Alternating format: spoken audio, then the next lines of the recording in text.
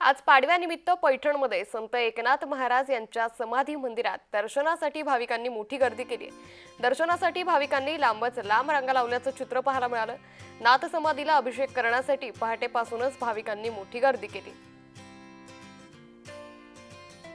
वर्षाला जे आहे ते सुरुवात झालेली असून गुढीपाडवा सण जो आहे तो आज सुरुवात झालेला आहे। हिंदुत्वाचा पहिला मराठी सण म्हणून गुढीपाडवा या सणाची ओळख आहे। याच पार्श्वभूमीवरती आज पैठणच्या नाथसागरमध्ये जे आहे पैठणच्या नाथ मंदिरामध्ये जे आहे त्याच भाविकांनी या ठिकाणी मोठी गर्दी केल्याचे आपल्याला पाहायला मिळत आहे। श्री संत एकनाथ महाराज यांच्या समाधीचं दर्शन घेण्यासाठी या ठिकाणी भाविक जे आहे ते आज महाराष्ट्राच्या कानाकोपऱ्यामधून नवीन वर्षाच्या या ठिकाणी दाखल झाल्याचे पाहायला मिळत आहे। तर काही भाविक जे आहे ते सकाळपासून पहाटेपासून जे आहे त्या ठिकाणी रांग घेऊन श्री संत एकनाथ महाराज यांच्या दर्शनासाठी दाखल झाले। तर काही भाविक जे आहे ते पहाटेपासून आज या ठिकाणी अभिषेक करताना पाहायला मिळत आहे। नवीन वर्ष सुखी आणि समृद्धीचं जाऊ दे असं देखील भाविकांना कोण जे आहे ते या ठिकाणी प्रार्थना केली जात आहे आणि यासाठी अभिषेक देखील या ठिकाणी जे आहेत ते घातले जात असल्याचे पाहायला मिळत आहे। त्यामुळे आज पहाटेपासून पैठण नगरीमध्ये जे आहे ते भाविकांची गर्दी झाल्याची पाहायला मिळत आहे। मराठी सण हा पहिला आहे, त्यामुळे आता सर्व भाविक जे आहे ते या ठिकाणी दर्शनासाठी येत आहे।